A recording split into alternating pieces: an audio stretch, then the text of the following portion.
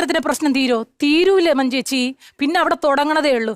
കല്യാണത്തിന്റെ പിറ്റേന്ന് നമ്മുടെ അയൽക്കൂട്ടം ബാച്ച് ഉണ്ടല്ലോ, നമ്മുടെ മാമിമാര്, നസീർക്കയുടെ ബാച്ച്, നമ്മുടെ ശാന്താമി, രാധാമി, സരളാച്ചി എല്ലാരും കൂടെ വരും പെണ്ണിന്റെ സ്ത്രീധനത്തിന്റെ തൂക്കം അറിയാൻ വേണ്ടിട്ട്. എന്നിട്ട് പുതുപ്പെണ്ണിനെ ഒറ്റ നോട്ടം നോക്കും. ആ മോളി കിടക്കണ മാല എത്ര പവൻ, എത്ര ഗ്രാം, എത്ര മില്ലിന്ന് അടി വരെ ഇട്ട് പറയും. തട്ടാന് വേണമെങ്കിൽ തൂക്കി നോക്കണം. നമ്മളെ മാമിമാർക്ക് കണ്ണി എന്നെ ധാരാളം. എന്നിട്ട് പോകുന്ന പോക്കില് അമ്മായി അമ്മക്കിട്ടൊരു കൊട്ടും. നമ്മുടെ സാബുമോൻ ഇതിനേക്കാളും കൂടുതൽ കിട്ടൂലായിരുന്നു ആ ചേച്ചിയെന്ന്. ഏത് എല്ലാരും ഫുൾ മാർക്ക് വാങ്ങിക്കണം. അംഗൻവാടി പോലും 50-ൽ 3 കൂടുതലായ വട്ടവളയും വാങ്ങിച്ചിട്ടില്ല. അവന്റെ പാന്റ് അവന്റെ അരയിലിരുന്ന് ആ പഞ്ചായത്തിൽ ആരും കണ്ടിട്ടില്ല.